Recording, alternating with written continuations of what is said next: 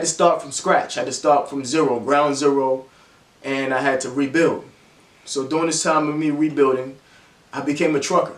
You know what I'm saying? I became a trucker to fund my dreams because I couldn't afford to fund my dreams because I didn't have investors or as you want to call loans, or I didn't have access to, you know, record labels, anything like that. I knew I believed in myself, but I know that they probably didn't believe in me. So I had to work 10 times harder to get where I needed to be. So I decided to learn how to drive a truck. I learned how to drive a semi within 30 days, and then I learned to get training within a 3 to 6 month period. So I built myself up of learning how to properly do it on my own, and I did that for 6 years. During that 6 years, I've had upsets, trials, tribulations, almost went under a small bridge, broke down a couple of times, truck got into an accident, broke the whole suspension of it because I wasn't paying attention. You know what I'm saying? Because I was just trying to be in a hurry, run to the bathroom and get to the truck.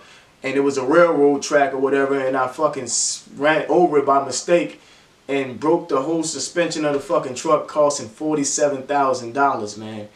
It really held me back and set me back financially for a while. And I, thank God it was insurance, but without the truck without the truck working, all that money accumulated. So we was out of that truck for a couple of weeks. So I was losing money like left and right.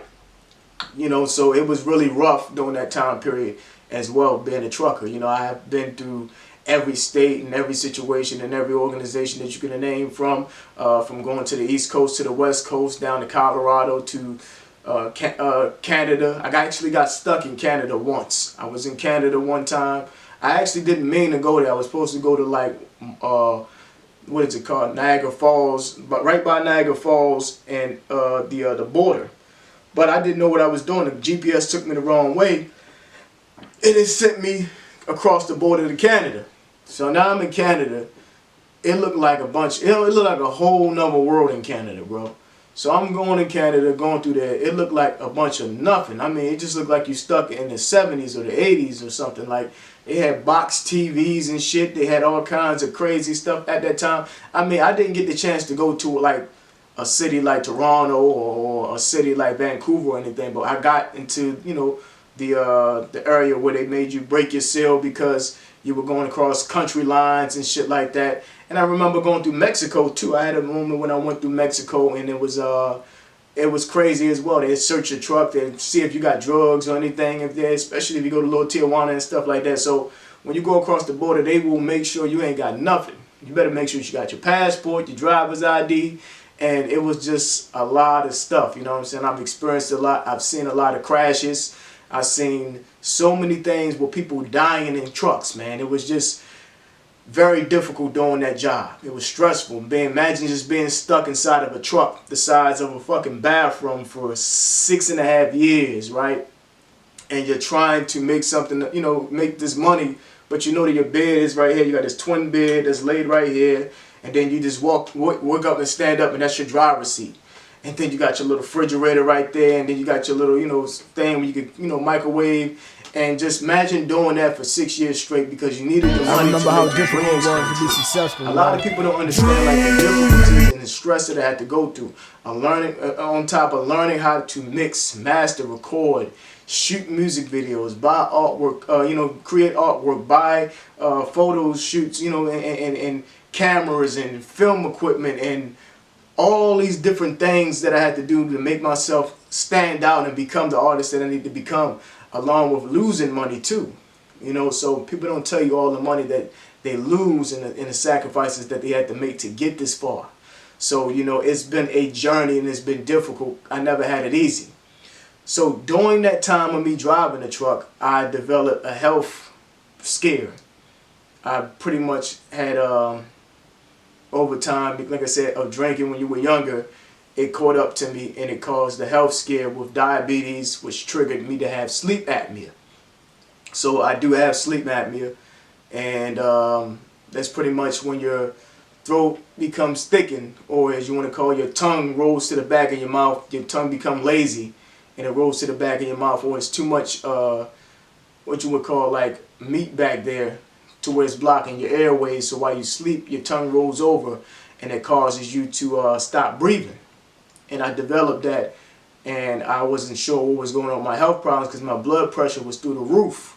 But it was because I was eating bad too. I was in a truck gaining weight at the time, and I was getting big, man. So it was really rough, and I had to go through a lot of scares. I had a lot of ambulance scares where I had to pull that truck over and call the ambulance to see what the hell was going on with me. I thought I was going to have a heart attack. I thought I was having a stroke. It was really fucked up for me, and I was only, what, 29, I think. It was about 4 or 5 years ago, so I was about 28, 29.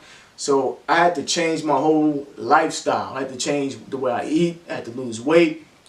I had to take care of myself, and then I had to get a CPAP machine or get the surgery where they, cut the, the part of the back of your mouth to open up your airways more.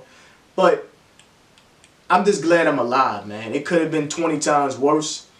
My life could have been really, really fucked up. So I'm just glad that I'm alive. I don't take my life for granted. I don't take the things that I've been through for granted.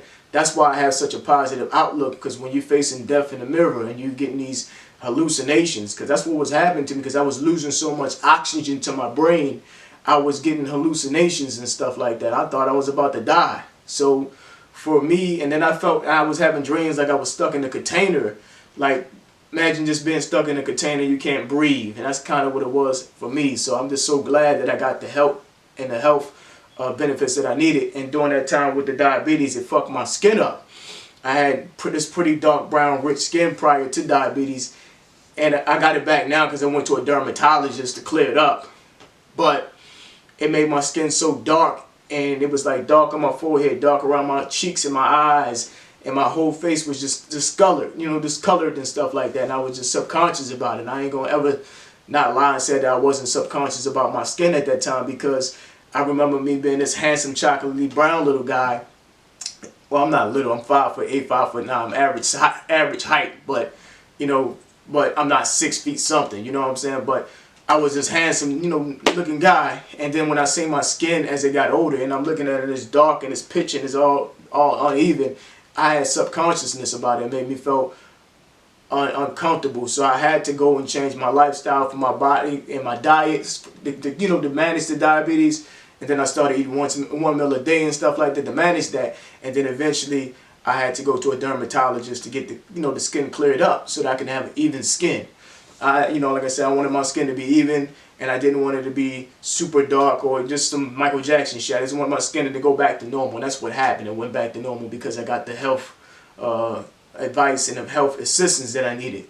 So that was another scare for me as far as my health situation is concerned. So just know that it's not a game. Sleep apnea can cause a heart attack. It can cause high blood pressure. It can cause heart disease. It can cause liver failure, kidney failure. It's not a game. So if you ever find yourself or your friends or somebody that you know is snoring loud and they gasping for air, make sure you wake them up and let them go see a doctor so they can get tested for sleep apnea, because it's not a game. It's real. It's over 15 million people in America and more around the world. They don't know they're snoring loud and gasping for air. They don't even know that they got sleep apnea.